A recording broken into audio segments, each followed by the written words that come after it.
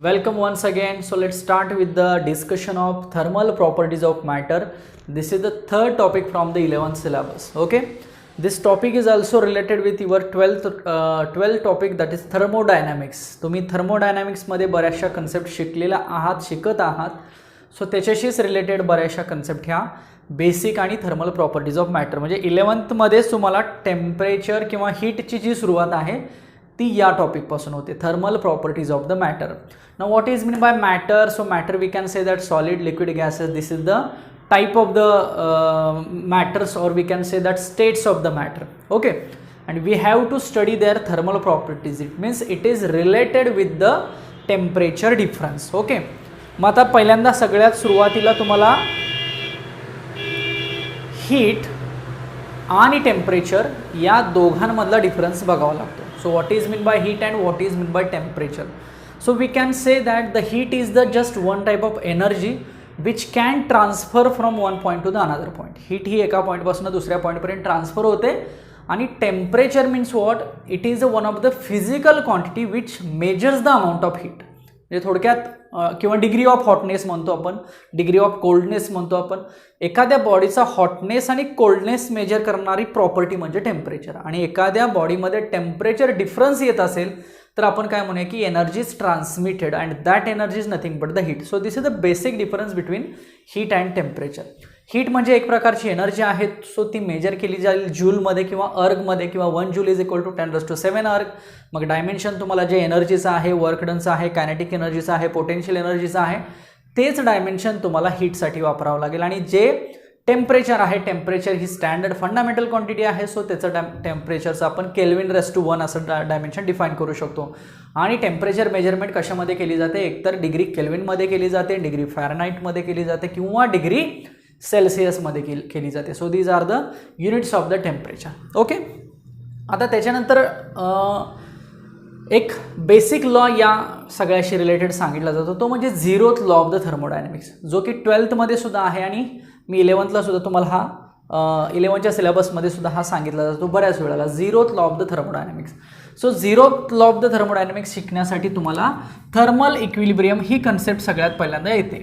आता बऱ्याच जणांना ही कन्सेप्ट ऐकलेली असते, इवन 12thला याच्याशी रिलेटेड बराचसा स्टडी आहे. So what is mean by thermal equilibrium? Okay, what zeroth law said, if the body A having temperature A, if the body B having temperature B, or TA TB, we can say that TA is the temperature of the body A, TB is the temperature of the body, and let us consider the body C having temperature TC. Okay, so if TA is equal to TB and TB is equal to TC, then we can say that TA is equal to TC. Okay, simple zeroth law of the thermodynamics काय? If A equal to B, B equal to C, then absolutely A is equal to C. Simple. आणि हा जो law आहे याच्यावरती thermometer हे त्याचं एक महत्त्वाचं एक्झाम्पल आहे. मग थर्मोमीटर म्हणजे आपल्याला माहिती आहे the device or the measuring device used to measure the absolute temperature. Okay, आपण आपल्या बॉडीचं टेम्परेचर मेजर करतो म्हणजे काय की आपल्या बॉडीचं टेम्परेचर जेव्हा थर्मामीटरच्या टेम्परेचर एवढं होतं, इट मीन्स बॅलन्सिंग होतं, तेव्हा त्याला थर्मल इक्विलिब्रियम असं म्हटलं जातं. So before the condition taking place of the thermal equilibrium, the body is transmitting the heat. आणि तुम्हाला हे पण माहीत असेल की हीट ही हायर टेम्परेचरकडून लोअर टेम्परेचरकडं ट्रान्सफर केली जाते. म्हणजे for example thermometer is the lower temperature device and our body suppose higher temperature device. So the temperature from our body is transferred to the thermometer, and when the temperature of these two bodies are equal, then we can say that it is the condition of thermal equilibrium. आणि thermal इक्विलिब्रियमला मग heat transfer होत नाही. एकदा का thermal equilibrium condition मिळाली की heat transfer होत नाही. So heat transfer is zero because both bodies are having same temperature. Okay, so त्याच्यावरती एक हा झिरोथ लॉ डिपेंड आहे थर्मोडायनॅमिक्सचा. असाच फर्स्ट लॉ आणि सेकंड लॉ पण आहे, तो 12च्या सिलेबसमध्ये आहे, बट हा तुम्हाला बेसिक आहे आणि हा समजणं गरजेचं आहे. आता त्याच्यानंतर तुम्ही बॉइलिंग पॉईंट, मेल्टिंग पॉईंट बघितला असेल. सिंपल मेल्टिंग पॉईंट आणि boiling point of the water म्हणूया. बॉइलिंगला म्हणूया की स्टीम पॉईंट सुद्धा म्हटलं जातं, मेल्टिंग पॉईंटला आईस पॉईंट सुद्धा म्हटलं जातं, बरोबर. आता यामध्ये तीन जे आपण युनिट्स म्हटलं, कुठले कुठले? डिग्री सेल्सिअस, डिग्री फॅरेनहाइट आणि डिग्री केल्विन. ओके, सो तिन्ही युनिट्सचं कन्व्हर्जन हा यामधला एक सगळ्यात महत्त्वाचा फॅक्टर आहे. मग आपण तिन्ही युनिट्स थोडंसं बघूया की कशा पद्धतीनं लक्षात ठेवायचे आहेत. सो सगळ्यात पहिल्यांदा आपण केल्विन रिलेटेड घेऊया. Okay, so let us consider TK -273 upon 100. Okay, याच्यानंतर आपण डिग्री सेल्सिअस घेऊया. सो TC लिहितो मी, -0 असतं आणि अपॉन 100च आहे इथं.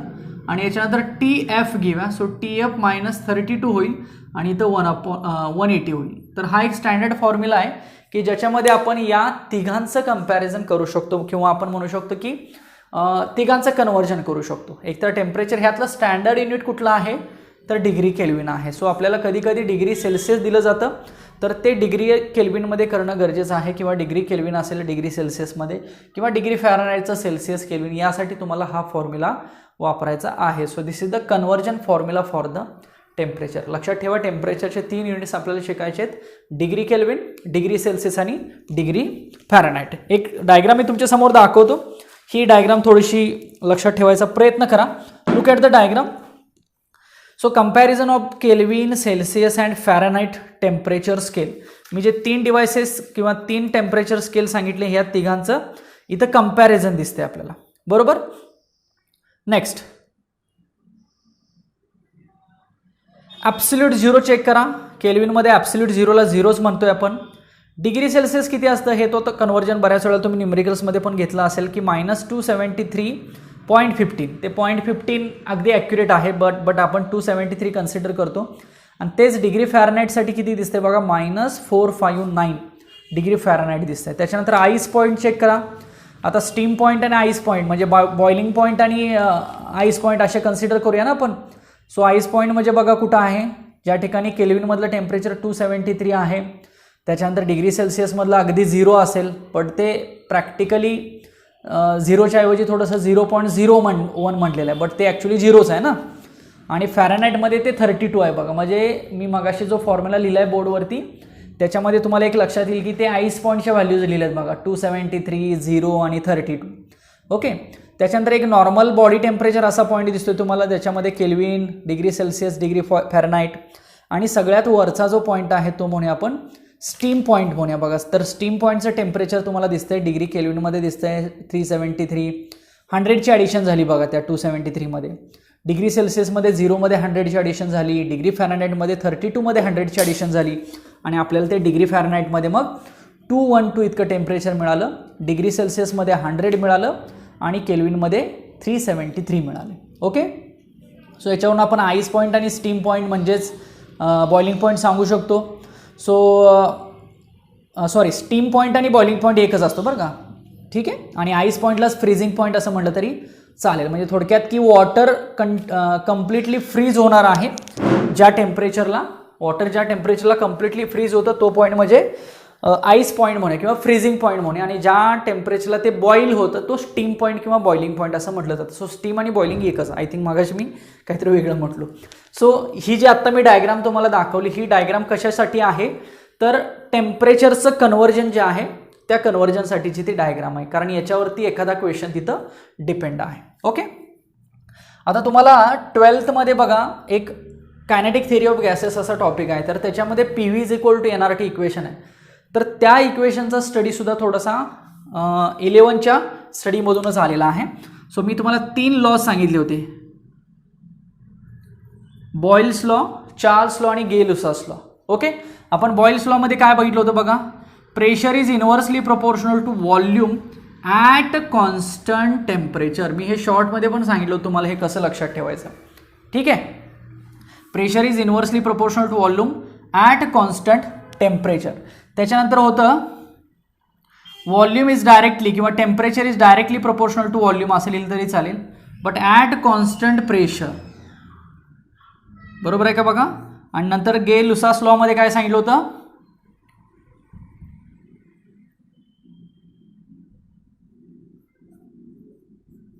Pressure is directly proportional to temperature at constant volume. So look at this 3 laws. Okay, so Boyle's law, त्याच्यानंतर Boyle's law define करतो की प्रेशर आणि व्हॉल्यूममध्ये इन्व्हर्सली रिलेशन आहे, टेम्परेचर कॉन्स्टंट आहे. चार्ल्स लॉ डिफाईन करतोय की व्हॉल्यूम आणि टेम्परेचरमध्ये डायरेक्टली प्रपोर्शनल रिलेशन आहे आणि प्रेशर कॉन्स्टंट आहे. आणि जो गे-लुसास लॉ आहे तो प्रेशर आणि टेम्परेचरमध्ये रिलेशन डिफाईन करतो आणि व्हॉल्यूम कॉन्स्टंट आहे. हे असंही लिहिलं तर चालेल बरं का, कन्फ्युजन नको.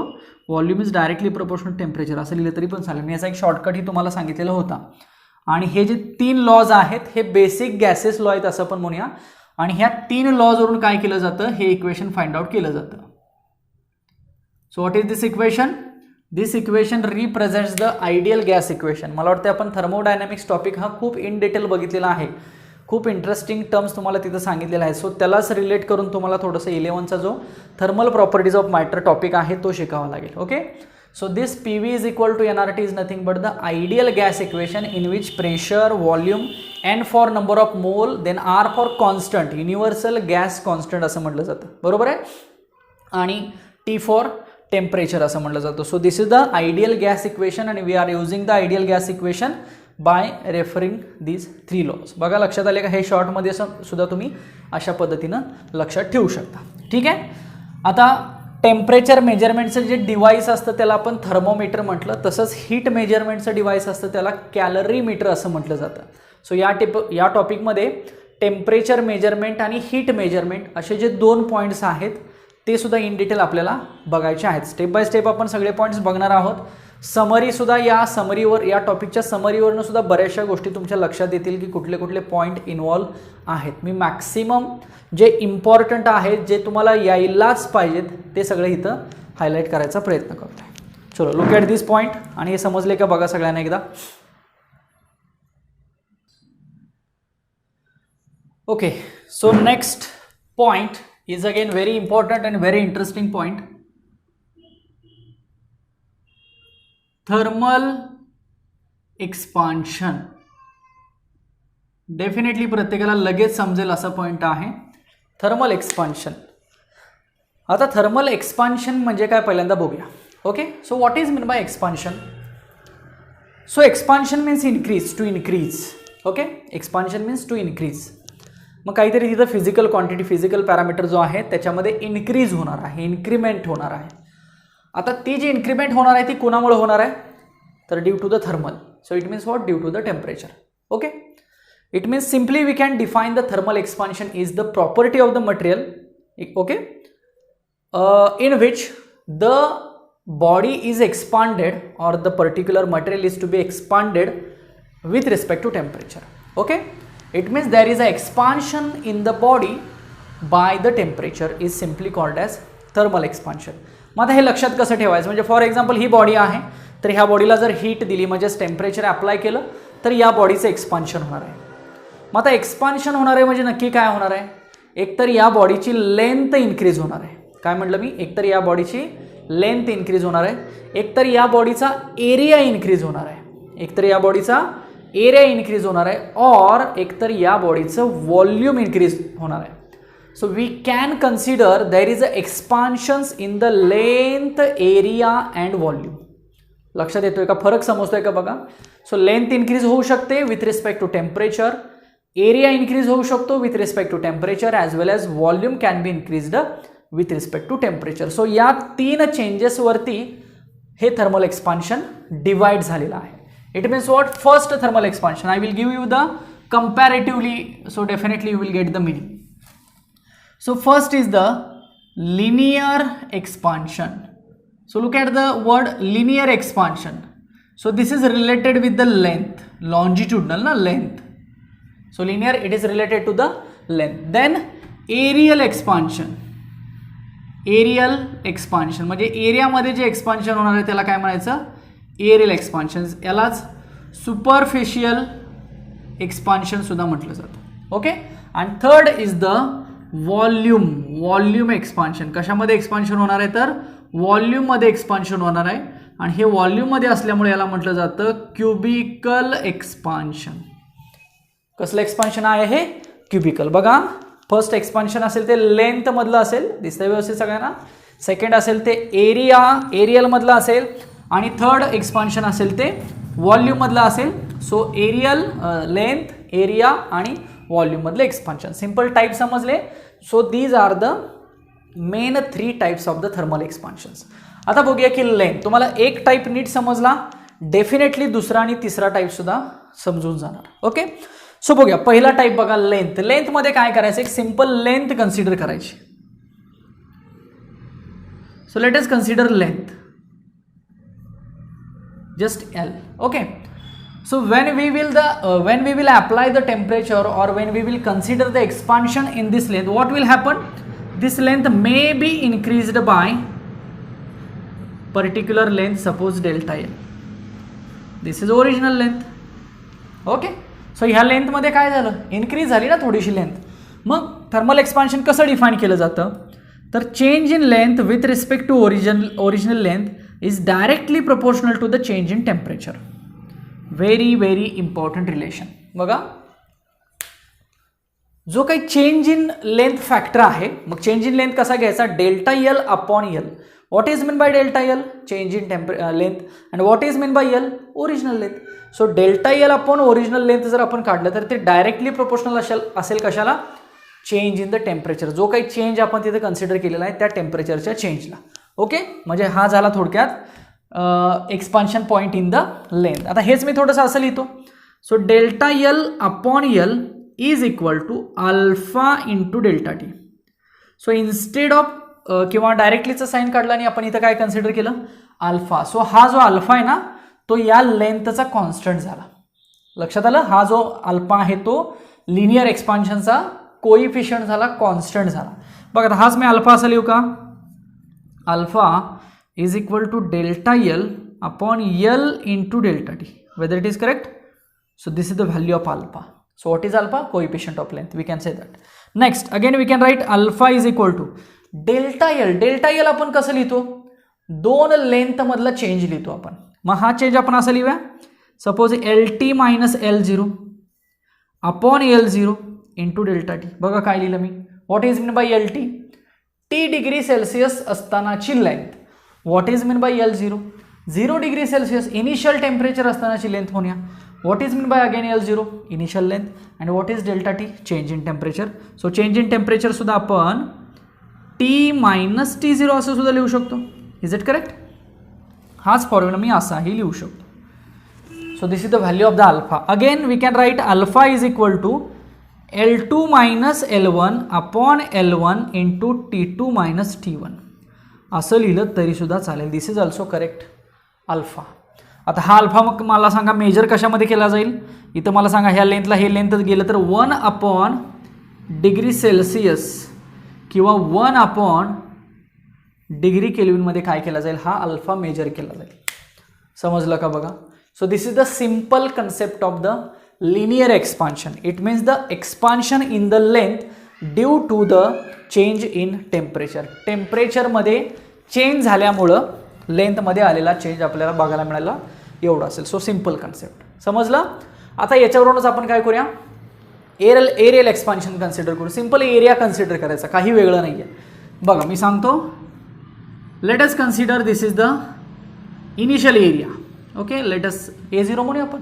ओके, आणि मग काय होईल, एक्सपान्शन होईल म्हणजे हा एरिया वाढेल ना. कितीनं वाढेल, डेल्टा ए ने वाढेल. मग फायनल एरिया किती होईल, सपोज 80 होईल म्हणूया आपण.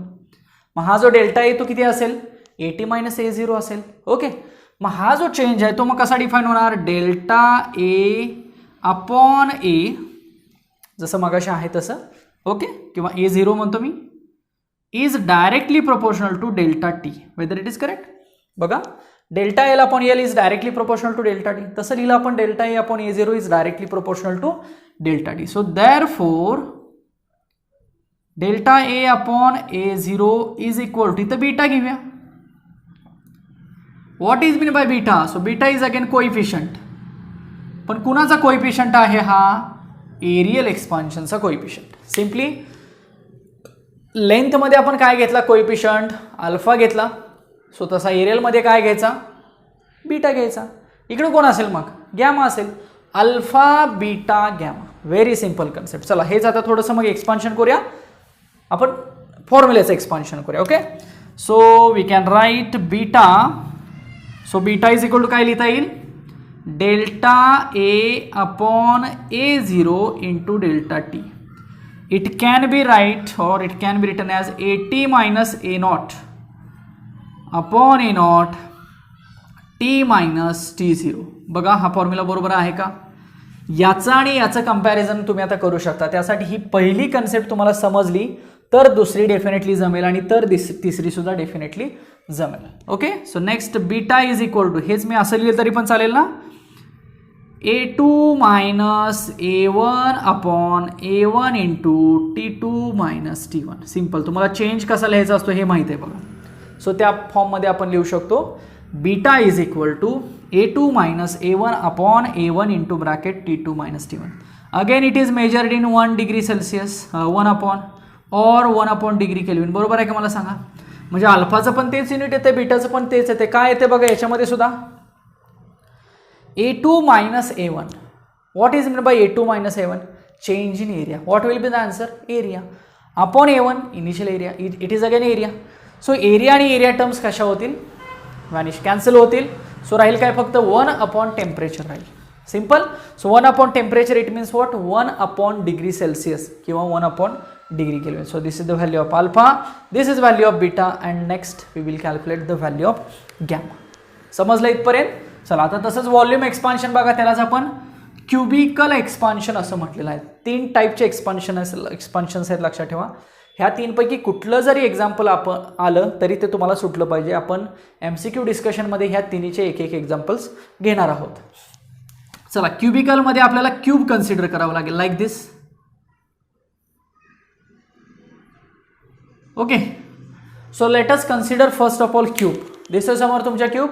आता समजा जर आपण याला टेम्परेचर अप्लाय केलं किंवा याच्यामध्ये जर इन्क्रीज इन टेम्परेचर झालं तर या क्यूबच्या व्हॉल्यूममध्ये काय होणार आहे? इन्क्रीमेंट होणार आहे. या क्यूबचं जे व्हॉल्यूम आहे ते इन्क्रीज होणार आहे. मग बघा क्यूबचं व्हॉल्यूम कसं इन्क्रीज होईल?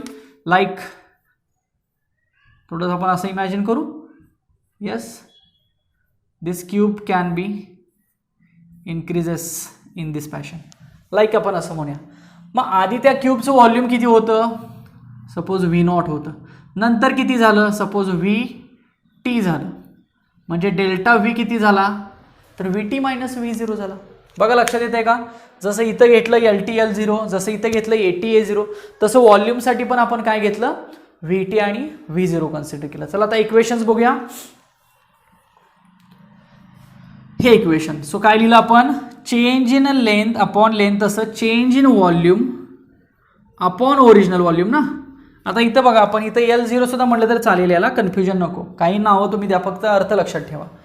So delta V upon V0 is directly proportional to delta T. So this is the first definition of the condition of the expansion. हेच मी असं लिहू. So delta V upon V0 is equal to gamma. आता मी gamma कसा काढतो बघा, तुम्ही कसाही काढा. Gamma into delta T.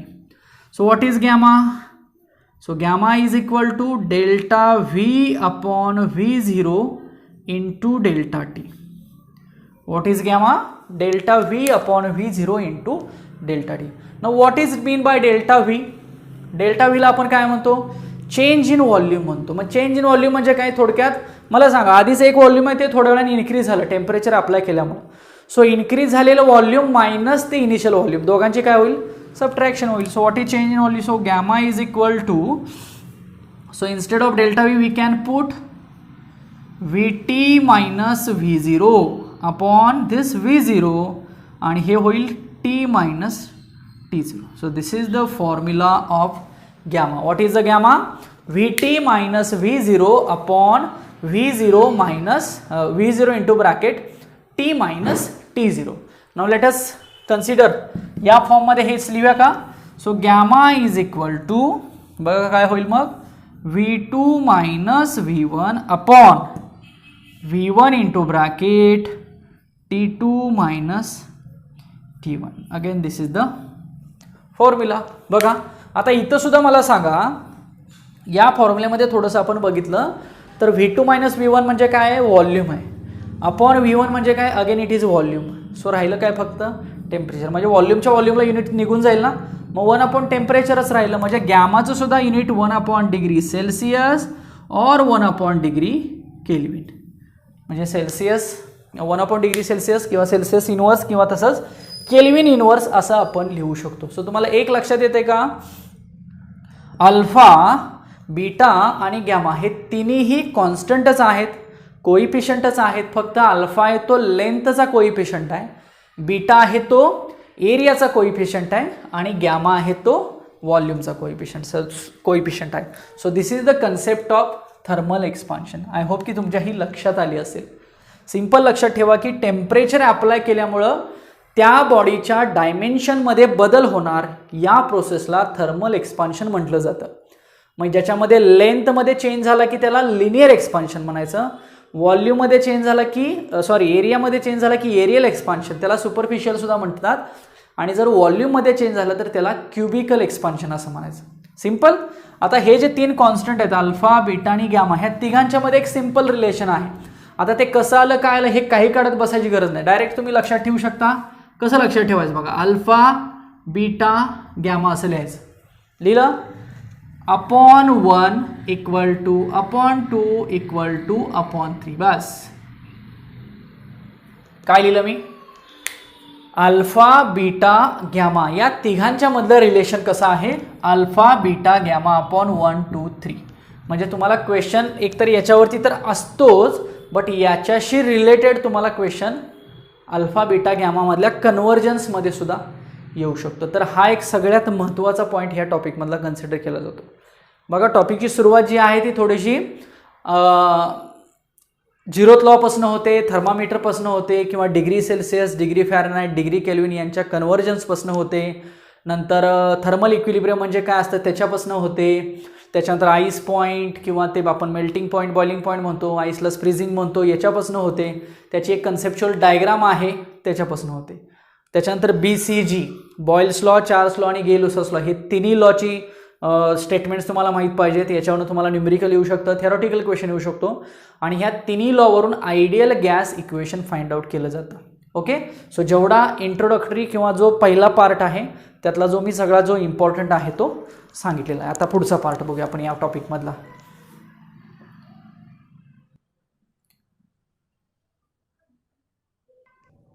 Okay. So next point is specific heat capacity. Specific heat capacity खूप इंटरेस्टिंग पॉईंट आहे हा. 12thला थर्मोडायनॅमिक्समध्ये येतो बघा. CP आणि CV तुम्ही ऐकलं असेल. CP म्हणजे काय, CV म्हणजे काय. Okay. Molar specific heat at constant pressure आणि molar specific heat at constant volume असं आपण ऐकत आलेलो आहे. As well as we have seen principal specific heat at constant volume, principal specific heat at constant pressure. तर हे काय आहे नक्की, तर त्याची सुरुवात इथनं होते. Specific heat capacity. आता अगदी मी सोपं करून सांगतो, हे सिंपल कसं लक्षात ठेवायचं. तर एक पहिल्यांदा रिलेशन लक्षात ठेवून मग बघूया काय आहे नक्की हा प्रकार. So delta Q is equal to SMDT किंवा डेल्टा टी म्हणतो मी. हे थोडंसं लक्षात राहू शकतं बघा, काही हरकत नाही. असं delta Q is equal to SMDT हे लक्षात राहू शकतं. किंवा याचा अर्थ असा आहे की डेल्टा क्यू हे डायरेक्टली प्रोपोर्शनल असतं एमला. एम म्हणजे मास आणि डेल्टा टी हे change in temperature. So the amount of heat which is absorbed or released okay is directly proportional to the mass of substance and the change in temperature. मग S constant आला. So delta Q is equal to SMDT. S is constant and that constant is nothing but the coefficient of specific heat capacity. Simple. आता हे एका particular सबस्टन्ससाठी सांगितलेलं आहे. ठीक आहे. मग हे वॉटरसाठी आपण कन्सिडर करू शकतो आणि हे पुन्हा मग गॅसेससाठी कन्सिडर करू शकतो. तर पहिल्यांदा हे वॉटरसाठी कन्सिडर केलं तर आहे असा कॉन्स्टंट हा डिफाईन होणार. म्हणजे काय होईल, so S is equal to असं लिहू मी 1/m delta Q upon delta t. चालेल का असं लिहिलं तर. So this S is the constant and it is nothing but the coefficient और specific heat capacity constant S. हा एक एनी मटेरियलसाठी, एनी मॅटरसाठी आपण जस्ट डिफाईन केलेला आहे. मग त्याच्यामध्ये वॉटर आपण कन्सिडर करू शकतो आणि नंतर मग गॅसेस कन्सिडर करतो आणि गॅसेस आले की मग ते मोलर स्पेसिफिक आणि प्रिन्सिपल स्पेसिफिक हीट येतात. ओके. आता थोडंसं वॉटर रिलेटेड आपण चर्चा करूया की वॉटर हा एक असा मॅटर आहे की तो एकतर हीट होण्यासाठी वेळ लागतोय असं आपण म्हणूया. पण एकदा का हीट झाला तर तो हीट जास्त वेळ टिकवून ठेवतोय. म्हणजे वॉटर हा ॲज अ कुलंट म्हणून वापरला जातो बघा. म्हणजे तो लवकर हीट होत नाही. इंजिनमधून जी काही हीट बाहेर पडते ती थोडक्यात हीट ॲब्सॉर्ब करतोय तो, लगेच तो हे म्हणजे असं होत नाही की ती लगेच हीट ट्रान्सफर केली, तो जास्तीत जास्त हीट ॲब्सॉर्ब करून घेऊ शकतो. म्हणजे ॲज अ कुलंट म्हणून काम करतोय. ओके. किंवा वॉटरचं एक दुसरं ॲप्लिकेशन जर बघितलं तर हीटर बॅगमध्ये वॉटर वापरलं जातं. तर वॉटर हा जास्त वेळ ॲज अ हीटिंग इलेमेंट म्हणून राहू शकतो. सो ते एक त्याचं रिझन आहे म्हणून वॉटर यूज केलं जातं. आता हे एक्झाम्पल कशासाठी आहे? एका मॅटरसाठी लाईक वॉटरसाठी आपण म्हणले. हे गॅसेससाठी होतं, गॅसेससाठी कन्वर्ट होतं. मग गॅसेससाठी कन्वर्ट झाले की दोन कॉन्स्टंट तयार होतात बघा. एक मोलर स्पेसिफिक हीट कॉन्स्टंट तयार होतो आणि एक प्रिन्सिपल स्पेसिफिक हीट कॉन्स्टंट तयार होतो. थोडंसं प्रॅक्टिकली समजून घ्या. मी आत्ताचं जे एक्सप्रेशन जनरल लिहिलेलं आहे, जनरल मॅटरसाठी लिहिलेलं आहे, हेच एक्सप्रेशन आपण आता गॅसेस मॉलिक्यूलसाठी लिहायचं आहे. ओके. आता ते लिहिण्यासाठी आपल्याला थोडंसं हे यस म्हणजे कॉन्स्टंट म्हटलं, 1/m म्हटलं, delta Q upon delta T लिहिलं. आता बघा हा फॉर्म्युला पहिल्यांदा आपण काय करूया, गॅसेससाठी डिफाईन करूया. तर गॅसेससाठी डिफाईन करताना दोन पद्धतीने डिफाईन केला जातो. एक मोलर स्पेसिफिक हीट ज्याला सी म्हणतो आपण, आणि एक प्रिन्सिपल स्पेसिफिक हीट ज्याला यस म्हणतो. मग त्यातला यस म्हणजे हाच यस, असं काय फार वेगळं नाही. आणि यसच्या ऐवजी फक्त सी आणायचा. त्यामुळे मी आता काय करतो, याचे दोन पार्ट्स कन्वर्ट करतो बघा. ओके. सो एक पार्ट आपण मोलरसाठी कन्सिडर करूया. मोलर. सो मी हेडिंग लिहितो, मोलर स्पेसिफिक हीट. आणि दुसरा काय असेल, प्रिन्सिपल स्पेसिफिक हीट. बघा दोन्ही मी टाइप्स कसे डिफाईन केले. मोलर एक डिफाईन केला. सो मोलर असेल तर नोटेशन सी घ्यायचं, आणि प्रिन्सिपल असेल तर हे आहे, हेच नोटेशन आपण म्हणूया. फक्त हे दोन्ही आपण गॅसेससाठी डिफाईन करतोय. ठीक आहे. मग आता प्रिन्सिपल असेल तर आहे हाच फॉर्म्युला येणार आहे, बरोबर. म्हणजे काय फॉर्म्युला येईल थोडक्यात, S is equal to 1/m delta Q upon delta T. बघा प्रिन्सिपल असेल तर यस. अजून मी कॉन्स्टंट प्रेशर व्हॉल्यूम सांगितलेलं नाही तुम्हाला. आता मोलर स्पेसिफिक हीट हे दोन्ही गॅससाठी लिहितोय आपण. Both specific heats are for gas. फक्त त्यातला पहिला काय लिहिला, जसा मासचा फॉर्म्युला आहे तसं लिहिला. आणि दुसरा आता यसच्या ऐवजी आपण सी रिप्लेस करूया. मग सी रिप्लेस झाला तर फॉर्म्युल्यामध्ये कसा चेंज होतो बघा. जिथं मास आहे तिथं नंबर ऑफ मोल येतं. नावातच आहे ना मोलर. मोलर म्हटलं की जिथं मास आहे ना तिथं एन आणायचा. आणि प्रिन्सिपल म्हटलं की जे स्टँडर्ड होतं फॉर्म्युल्यामध्ये तेच. मग स्टँडर्ड कोण होतं, मास होतं. ओके. सो हा फॉर्म्युला थोडक्यात दोन गॅसेसच्या कंडिशन्समध्ये, एक मोलच्या कंडिशनसाठी आणि एक मासच्या कंडिशनसाठी आपण सिंपल डिवाइड केलं. मोलच्या कंडिशनसाठी जर झाला फॉर्म्युला तर त्याला म्हणायचं मोलर स्पेसिफिक हीट कॉन्स्टंट, आणि जर मासमध्ये झाला तर त्याला म्हणायचं प्रिन्सिपल स्पेसिफिक हीट कॉन्स्टंट. दोन्हीमध्ये पुन्हा आता मग सीपी आणि सीव्ही येतो, एसपी आणि एसव्ही येतो. आता ते कसे येतात बघूया. सो सी मध्ये कोण येणार, पुन्हा सीपी येणार ॲज वेल ॲज सीव्ही येणार. आणि पुन्हा यस मध्ये कोण येणार, एसपी येणार आणि एसव्ही येणार बघा. ठीक आहे. आता हा काय प्रकार आहे, तर मोलर स्पेसिफिक हीट हा दोन कॉन्स्टंटसाठी डिफाईन होतो. का दोन कॉन्स्टंटसाठी डिफाईन होतो, तर आपण बघतोय की डेल्टा टी आहे इक्वेशनमध्ये. डेल्टा टीचा अर्थ काय, चेंज इन टेम्परेचर. सो कुठल्याही मॅटरमध्ये किंवा लाईक गॅसमध्ये जर चेंज इन टेम्परेचर होत असेल then there is a possibility of change in pressure and volume. काय म्हटलं मी, if there is a change in temperature then there is a possibility of change in pressure as well as volume. म्हणजे possible आहे की pressure आणि volume हे change होऊ शकतं. Okay, simple. म्हणून प्रेशर आणि व्हॉल्यूम चेंज होत असल्यामुळे दोघांच्या दोन कंडिशनसाठी हा डिफाईन केला जातो मोलरवाला, ॲज वेल ॲज प्रिन्सिपल सुद्धा दोन्ही कंडिशनसाठी डिफाईन केला जातो. म्हणजे ॲट कॉन्स्टंट प्रेशर आणि ॲट कॉन्स्टंट व्हॉल्यूम. म्हणून सी पी आणि सी व्ही तयार झाले थोडक्यात. मग C P upon C V is equal to आपण गॅमा म्हणतो, किंवा C P minus C V is equal to capital R म्हणतो. हे पुढचं आहे थर्मोडायनॅमिक्समध्ये. बट तुम्हाला लक्षात आलं का की मोलर स्पेसिफिक हीट म्हणजे का, तो कसा तयार झाला, मोलसाठी. गॅस हे मोल्समध्ये सांगतो आपण, ॲज वेल ॲज आपण मासमध्ये पण सांगतो. सो मोल्समध्ये सांगितलं तर मोलर झाला, आणि मासमध्ये सांगितलं तर प्रिन्सिपल झाला. पुन्हा मोलरमध्ये कॉन्स्टंट प्रेशर कॉन्स्टंट व्हॉल्यूम, आणि पुन्हा प्रिन्सिपलमध्ये सुद्धा कॉन्स्टंट प्रेशर आणि कॉन्स्टंट व्हॉल्यूम. सो अशा पद्धतीने हे लक्षात ठेवावं लागेल. नेक्स्ट, आता या CP आणि SP मधलं एक रिलेशन आहे बघा. CP is equal to molecular weight, ह्याला म्यू पण म्हटलं जातं काही ठिकाणी, आणि CV is equal to molecular weight into SV, where M is nothing but the molecular weight. So CP आणि SP मधलं हे पण एक रिलेशन आहे. कदाचित 12thला बघा थर्मोडायनॅमिक्समध्ये आपण हे डायरेक्ट रिलेशन तिथं यूज करतो. So relation is what, CP is equal to M into SP. Okay, आता हे रिलेशन सुद्धा कसं आलं बघा, मी तुम्हाला सांगतो. तर हा C आहे, C म्हणजे कोण, मोलर, आणि हा S आहे म्हणजे कोण, प्रिन्सिपल. तर हा पण प्रेशरसाठी लिहूया, हा पण कॉन्स्टंट प्रेशरसाठी लिहूया. तर काय होणार बघा, हा CP is equal to 1/n हे डेल्टा Q अपॉन आणि डेल्टा T होणार, बरोबर का. आणि हा SP कसा होणार, 1/m होणार, delta Q upon delta T. म्हणून मी तुम्हाला आधी काय म्हटलं, मोलर हा कॉन्स्टंट नंबर ऑफ मोलसाठी आलेला आहे आणि प्रिन्सिपल हा युनिट माससाठी आलेला. त्याच्या डेफिनेशनमध्ये पण असंच असतं बघा, जी काय अमाऊंट ऑफ हीट ॲब्झॉर्ब होणार आहे किंवा रिलीज होणार आहे विदिन 1 डिग्री सेल्सिअस टाईममध्ये, तर ती एकदा पर युनिट मोल आणि पर युनिट मास अशी डिफाईन होते. So per number of mole आलं तर ते मोलरसाठी होतं आणि पर युनिट मास आलं तर ते प्रिन्सिपलसाठी होतं. सो बघा, सिम्पल लक्षात येते का. सो मी डिवाइड करतो आता. सो CP अपॉन SP करतो, तर हे आणि हे तर कॅन्सल होईल, बट हे असं होईल का मला सांगा, M आणि N.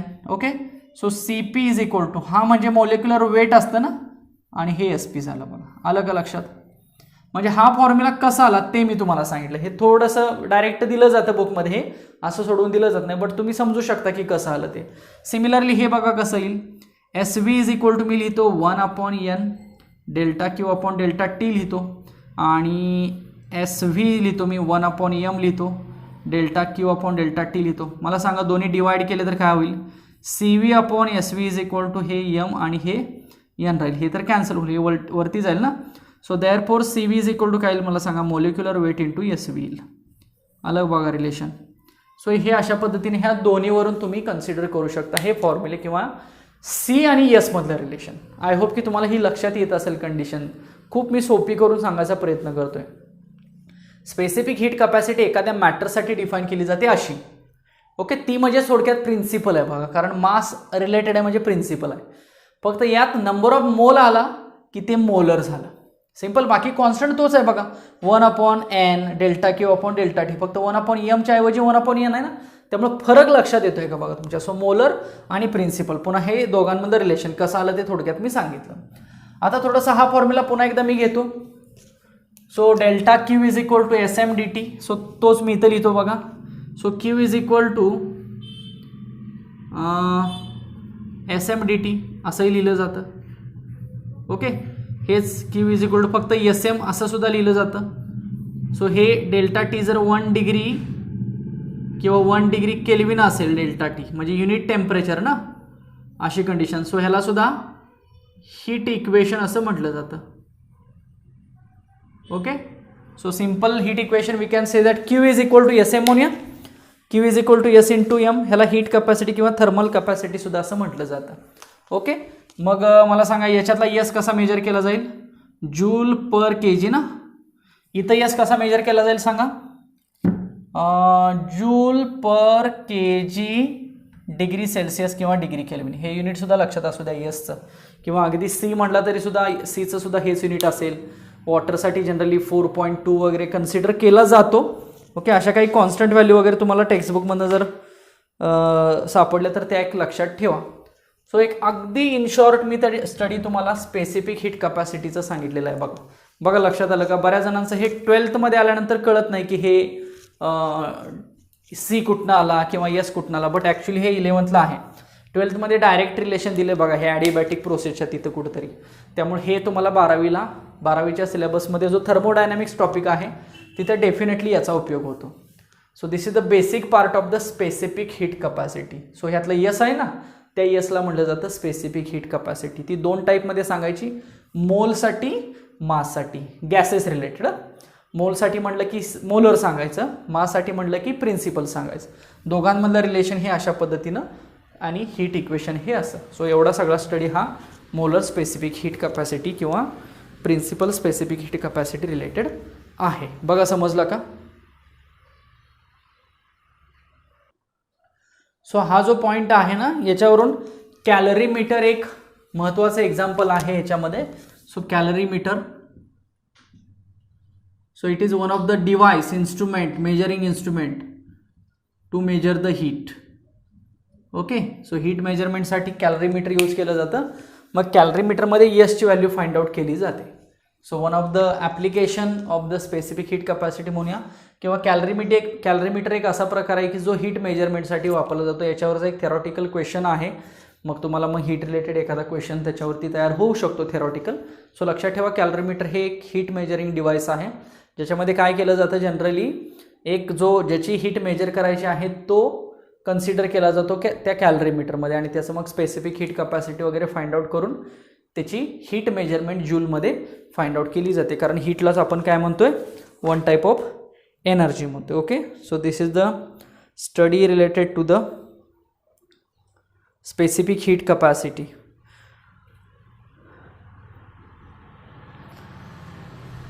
ओके, एक दोन सोप्या डेफिनेशन सांगतो जस्ट.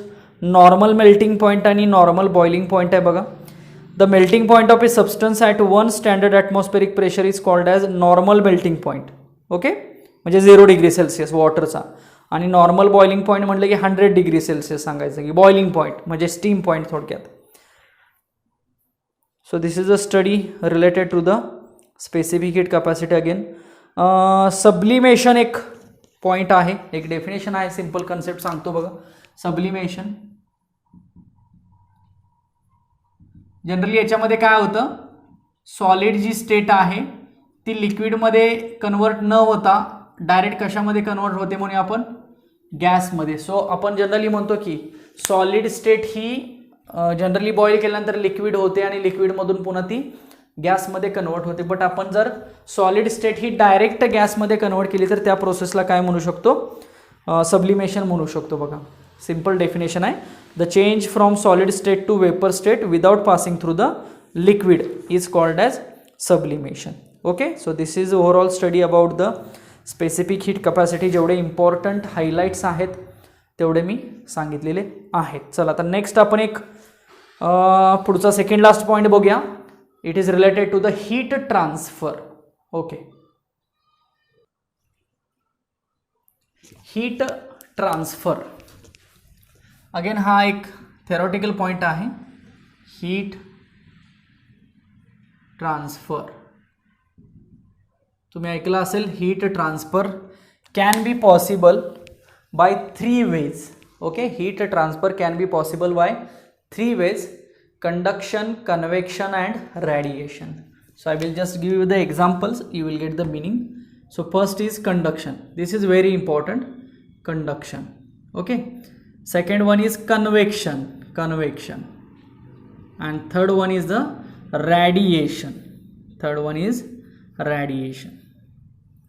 Okay, लक्षात कसं ठेवायचं बघा, कंडक्शन, कन्व्हेक्शन आणि रॅडिएशन. कंडक्शनमध्ये कुठलं एक्झाम्पल लक्षात ठेवायचं, एक मेटल रॉडचं एक्झाम्पल लक्षात ठेवायचं. एक metal rod, let us consider point A and point B is there. Okay, so if point A is or the heat is given to the point A, suppose let us consider heat is given to the point A. Okay, so what will happen, the heat is to be transferred. What will happen, heat is to be transferred. So from which point, so from hot point to the cold point the heat can be transfer. heat कशी transfer होणार आहे, तर hot end कडून cold end कडे काय होणार आहे, simple heat transfer होणार आहे. सो एनर्जी ट्रान्सफर होते. ह्याच्यामध्ये ॲक्च्युअल मायग्रेशन होतंय का, so there is a no actual migration of the particle. No actual migration of particle. याच्यामध्ये ॲक्च्युअल मायग्रेशन होतंय का, ॲक्च्युअल मायग्रेशन होत नाही. बट एका पार्टिकलकडून दुसऱ्या पार्टिकलला हीट दिली जाते, दुसऱ्याकडून तिसऱ्याला, तिसऱ्याकडून चौथ्याला, असं करत करत हीट काय होते, ट्रान्सफर होते. So we can say that heat can be transfer from hot to the cold end. मग हॉटचं समजा टेम्परेचर T1 आहे आणि हे समजा T2 आहे. So what is a change in temperature, so it is simply T1 minus T2 delta T. And let us consider displacement is suppose x. So we can define from this temperature gradient. ऐकलाय शब्द, temperature gradient, potential gradient, velocity gradient. Mechanical properties of फ्लुइड्समध्ये velocity gradient आहे, current इलेक्ट्रिसिटीमध्ये potential gradient आहे. तसा थर्मोडायनॅमिक्समध्ये कोण असतो? Temperature gradient. So it is simply delta T upon x किंवा delta T upon D x म्हटलं तरी चालेल. What is D x? This is change in displacement आपण म्हणू शकतो, किंवा हा T2 minus T1 upon x असं सुद्धा आपण म्हणू शकतो. Okay, so this is nothing but the temperature gradient. हा कशात मेजर केला जाईल? केल्विन पर मीटरमध्ये मेजर केला जाईल ना, because T2 minus T1 is nothing but kelvin and upon x is nothing but displacement or distance, so we can say that it is the temperature gradient. okay, so हा part झाला थोडासा conduction related, की याच्यामध्ये काय होतं, actual migration of the particle होत नाही आहे. ओके, नेक्स्ट कन्व्हेन्शनमध्ये काय होतं मला सांगा. कन्व्हेन्शनमध्ये, तर कन्व्हेन्शनमध्ये काय होतं, ॲक्च्युअल मायग्रेशन होतं. म्हणजे जे काही पार्टिकल्स आहेत ते काय होतात, त्यांचं ॲक्च्युअल मायग्रेशन होतं आणि पार्टिकल ॲक्च्युअल मायग्रेट होतात. म्हणजे फॉर एक्झाम्पल वेसल आहे, वेसलमध्ये लिक्विड आहे आणि ह्या लिक्विडला जर आपण टेम्परेचर अप्लाय केलं तर काय होणार आहे, याच्यामधनं असे वेपर बाहेर पडणार. Okay, so this is the way of heat convection, heat transfer by convection. So याच्यामध्ये ॲक्च्युअल मायग्रेशन झालं का? Yes. So there is a actual migration of the particle and due to the actual migration of the particle the heat can be transferred. so this is nothing but the convection. so ते व्हेसलचं example कन्व्हेक्शनमध्ये लक्षात ठेवायचं आणि रॉडचं example जे आहे ते कंडक्शनमध्ये. हे थोडंसं important आहे कंडक्शनचं, कारण याच्यावरती आपल्याला एक कॉन्स्टंट बघायचा आहे थर्मल कंडक्टिव्हिटीचा. आणि आता रेडिएशन. सो रेडिएशनमध्ये काय असेल सांगा, heat is transferred. So heat is transfer, heat तर ट्रान्सफर होणार आहे याच्यामध्ये, कारण शेवटी हाय हीट ट्रान्सफरचाच टाईप आहे ना. So heat is transfer by waves, किंवा आपण त्याला इलेक्ट्रोमॅग्नेटिक वेव्ज असं म्हणूया. म्हणजे जी काही हीट आहे ती वेव्हच्या फॉर्ममध्ये बाहेर पडणार आहे असं म्हटलं तरी चालेल. मग जर या रॉडचं एक्झाम्पल घेतलं तर हा रॉडचा जो हॉट एंड आहे त्याच्या आजूबाजूला थोडासा इन्फ्लुएन्स जर बघितला तर आपल्याला वेव्ज मिळतील, रेडिएशन्स मिळतील. तर ते आपल्याला आपण म्हणू शकतो की the heat is transferring with the waves और with the help of waves. किंवा याच्यामध्ये मग दुसरं एक्झाम्पल आपण असं म्हटलं जातं की सपोज एक टेम्परेचर सोर्स आहे किंवा हीटिंग सोर्स आहे, तर याच्या आजूबाजूला जो काही पोर्शन आहे त्याच्यामध्ये हीट आपण रॅडिएट झाली असं म्हणू शकतो. किंवा सिम्पल वेव्हचं एक्झाम्पल घेतलं तर वेव्ह म्हणजे एक प्रकारची हीट आहे, फक्त ती वेव्हच्या स्वरूपात आपल्याला बघायला मिळते. तो जो पार्ट आहे तो मग रॅडिएशनमध्ये सांगितला जातो. सो असे 3 पार्ट्स हीट ट्रान्सफरमध्ये इम्पॉर्टंट आहे. त्यातला हा कंडक्शन थोडासा अजून इम्पॉर्टंट आहे. आपण कंडक्शनचा एक कोएफिशियंट ऑफ थर्मल कंडक्टिव्हिटी म्हणून एक के पॉईंट आहे, तर तो एक पॉईंट बघूया. तर तो जो के आहे तो डायरेक्टली प्रोपोर्शनल तो जो सबस्टन्स आहे त्याच्या एरियाला डायरेक्टली प्रोपोर्शनल असतो, directly proportional to the temperature gradient as well as directly proportional to the time. मग त्याच्यावर ती जी हीट आहे Q is directly proportional to area, temperature gradient आणि टाईम हे डिफाईन करून त्याच्यावरून के कॉन्स्टंट घेतला जातो आणि त्याला थर्मल कंडक्टिव्हिटी असं म्हटलं जातं. तो एक कॉन्स्टंट आपण बघूया. So these are the 3 ways of heat transfer. Okay, so coefficient of thermal conductivity असं लिहितो मी. कोइफिशियंट ऑफ थर्मल कंडक्टिव्हिटी असं लिहितो मी. So it is one of the constant, let us consider K. Okay, so जो रेडिएशनचा आपण type बघितला त्या रेडिएशनमध्ये आपल्याला हा लक्षात ठेवावा लागेल, कोइफिशियंट ऑफ थर्मल कंडक्टिव्हिटी. आता रेडिएशनमध्ये काय बघितलं, सपोज आपण एक रॉड आहे like this. Okay, so let us consider this is the T1, so it is hot end. Okay, and let us consider this is T2, or we can say that it is cold end. The heat is to be transferred from hot end to the cold end. Let us consider A is the area, cross sectional area, and let us consider X is the length of the rod. Okay, now how to define coefficient of thermal conductivity. जसं मगाशी मी सांगितलं की आता याच्यामध्ये काय होते बघा, heat flow होते, याला आपण हीट फ्लो म्हटलं ना. So this is nothing but the heat flow. Okay, so त्या हीट फ्लोला जो हीट फ्लो आहे त्याला आपण क्यू म्हणूया, वन टाईप ऑफ एनर्जी आहे. सो तो जो हीट फ्लो आहे तो डायरेक्टली प्रपोर्शनल असतो एरिया. ओके, जेवढा मोठा एरिया असेल तेवढी जास्त हीट फ्लो होणार आहे. As well as heat flow is directly proportional to temperature gradient and as well as heat is directly proportional to time. So temperature gradient, it means T2 minus T1 upon X. Okay, so when we will combine all these, so heat flow is directly proportional to area, then it is directly proportional to temperature gradient and directly proportional to, let us say, time, T for time. Okay, so by this we can define the K. Where is K? So therefore Q is equal to K A T2 minus T1 and upon X and into T. So this is the formula we get of the heat flow in the conduction method. So by this we can define, so therefore K, so we can find out K is equal to QX upon A T2 minus T1 into time. So this is one of the constant K, and this constant is nothing but coefficient of thermal conductivity. लक्षात आलं का कसा constant define केला? So radiation मधलाच हा एक प्रकार आहे. Radiation मध्ये आपण ज्या पद्धतीनं सांगितलं की हीट ट्रान्सफर होते हॉट कडून कोल्ड एंडकडं, सो त्या एक्झाम्पलशीच रिलेटेड आपण सिंपल हा के डिफाईन केला. सो के डिफाईन करण्यासाठी आधी हीट फ्लो आहे, तो हीट फ्लो किती प्रपोर्शनमध्ये आहे हे सांगायचं. मग तो हीट फ्लो आपण सांगितला directly proportional to area, directly proportional to temperature gradient and directly proportional to the time. साहजिकच ना, जेवढा टाइम जास्त असेल तेवढी हीट जास्त फ्लो होईल, किंवा जेवढा टेम्परेचर डिफरन्स जास्त असेल तेवढी जास्त हीट आपण फ्लो झाली असं म्हणूया.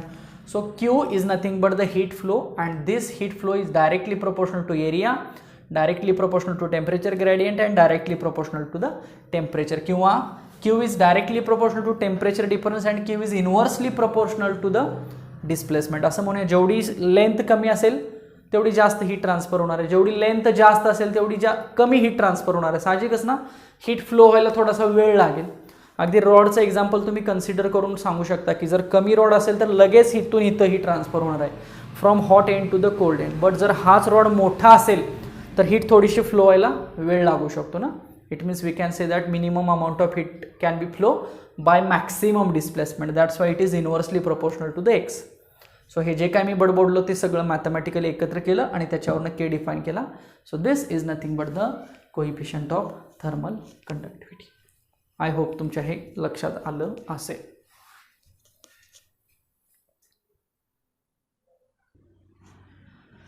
चला, याच्यातला एक शेवटचा पॉईंट डिस्कस करूया. So point is Newton's law of cooling. Newton's law of cooling. Okay, so this point is related to the cooling. आता कूलिंग म्हटलं की मला सांगा, हीट जी आहे ती हीट काय होत असणार आहे? What is mean by cooling? Cooling होतं याचा अर्थ काय होतं की temperature decreasing. So temperature decreasing, cooling म्हणजे काय? Temperature decreasing, simple. Okay, so temperature decreasing it means what? The rate of loss of heat असं म्हटलं जातं याला. The rate of loss of heat म्हणजे हीट किंवा temperature with respect to time. Rate of loss of heat त्याला representation असं केलं जातं dt अपॉन स्मॉल dt. बघा दिसतंय का? So what is mean by dt? Capital T जे दिसतंय ना, त्या कॅपिटल टीला टेम्परेचर म्हणूया आपण, rate of change of temperature with respect to time. Okay, so this dt upon dt is directly proportional to the change in temperature difference of the body and surrounding temperature. बघा, एखाद्या बॉडीची heat loss होते. Okay, so that loss of heat is directly proportional to the difference between the temperature of the body and that of surrounding. म्हणजे त्या बॉडीचं temperature आणि surrounding temperature यांचा जो डिफरन्स असेल त्याच्याशी dt अपॉन dt हे कसं असेल? dt म्हणजे हे टेम्परेचर आणि हे टाइम आहे, हे डायरेक्टली प्रपोर्शनल असेल. हे न्यूटन्स लॉ ऑफ कूलिंगमध्ये सांगितलं जातं. So therefore dt upon dt is equal to c into t minus t0 लेज. लक्षात आलं का बघा स्टेटमेंट मी कशा पद्धतीने लिहिलेले आहे. So dt upon dt is equal to c into T minus T zero, where again c is nothing but the constant of proportionality, Newton's law of कुलिंगचा तो कॉन्स्टंट आहे. आता याचं मी आधी ग्राफिकल रिप्रेझेंटेशन सांगतो. दोन टाईपमध्ये केलं जातं. इथं मी समजा dt घेतो आणि इथं मी समजा dt घेतो. बघा कळतंय का, हा टेम्परेचर डिफरन्स आहे आणि हा टाईम डिफरन्स आहे असं म्हणूया. आता जसं टाईम वाढेल तसं टेम्परेचर कूल व्हायला लागलेलं, म्हणजे टेम्परेचर डिक्रीज व्हायला लागलेलं. कूलिंग होते म्हणजे टेम्परेचर डिक्रीज होते. म्हणजे थोडक्यात हा ग्राफ असा मिळेल आपल्याला, लाईक दिस. बघा बरोबर आहे का. So this is nothing but the rate of cooling with respect to temperature, with respect to time. Time increase होतोय बट कूलिंग व्हायला लागलेलं आहे, म्हणजे टेम्परेचर काय व्हायला आहे, कमी व्हायला लागलेलं आहे. सो टेम्परेचर इज डिक्रीजिंग, काय डिग्री सेल्सिअस म्हणूया आपण हे, आणि time is in second, let us consider, किंवा मिनिट हावर आपण कन्सिडर करू. So generally time with respect to time temperature काय व्हायला लागलेलं आहे, कमी व्हायला लागलेलं आहे. आता हाच ग्राफ जर आपल्याला या रिलेशन प्रमाणे सांगायचं झालं तर it means what, dt upon dt कसं असणार आहे, let us consider magnitude value. So dt upon dt is directly proportional to T minus T zero.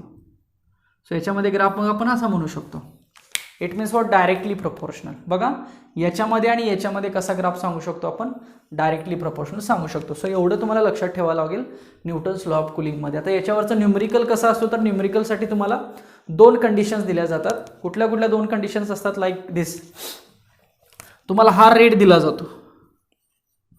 आता मला सांगा टेम्परेचर अपॉन टाईम आहे, मग रेट कसा दिला जाईल. For example something x degree Celsius in 1 minute, like this, किंवा degree Celsius per minute असं एखादं युनिट जर आलं तर ओळखायचं की हा dt अपॉन dt आहे.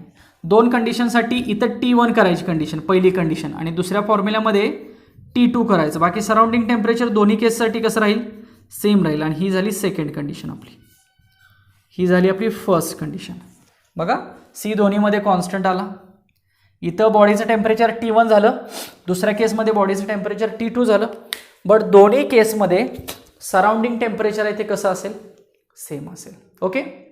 सो अशा दोन टाईप्समध्ये तुम्हाला न्यूटन्स लॉ ऑफ कुलिंगवरचं एक्झाम्पल येऊ शकतं. हा एक त्याच्यामधला इम्पॉर्टंट पॉईंट झाला. बघा काय सांगितलं, dt अपॉन dt म्हणजे काय, rate of loss of heat असं जरी म्हटलं तरी चालेल, किंवा त्याला टेम्परेचर डिक्रीजिंग रेट असं म्हटलं तरी चालेल, किंवा कुलिंग म्हटलं तरी चालेल, नावातच आहे बघा cooling. So temperature decreasing with respect to टाईमचा हा लॉ आहे, म्हणजेच न्यूटन्स लॉ ऑफ कुलिंग.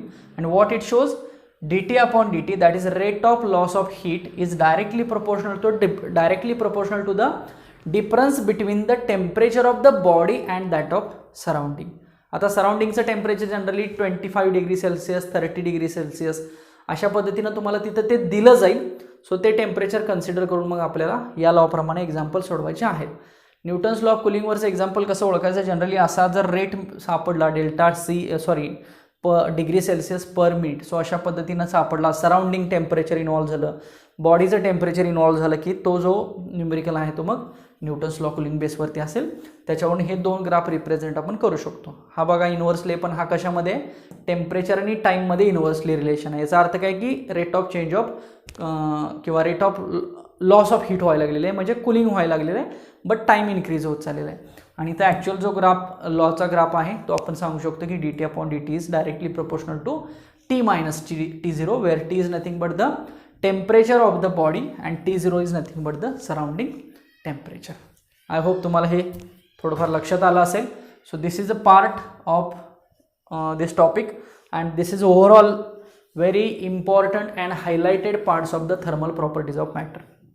तुम्ही याची समरी जरी काढून बघितली तर मॅक्सिमम मी ज्या गोष्टी सांगितलेल्या आहेत त्या सगळ्या तुम्हाला तिथं सापडतील. मॅथमॅटिकल पार्ट होता तो मॅक्सिमम मी याच्यामधला तुम्हाला सांगितलेला आहे. आता फक्त याच्यावरचे काही न्यूमरिकल्स आहेत.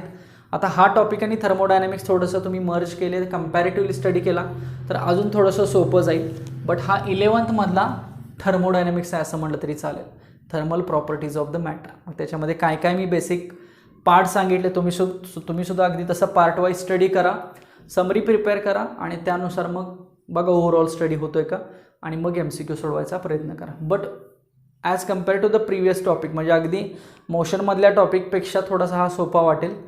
ग्रॅव्हिटेशन त्याच्याहीपेक्षा सोपा वाटतोय. याच्यानंतर sound, light, sound, optics, electrostatic आहे किंवा सेमीकंडक्टर आहे, ते सुद्धा थोडे इझी होत जात आहेत पुढं. त्यामुळे आता इथून पुढचे जे टॉपिक आहेत ते अजून थोडे कन्सेप्च्युअल आणि समजून घेण्यासारखे आहेत, समजून सांगण्यासारखे आहेत.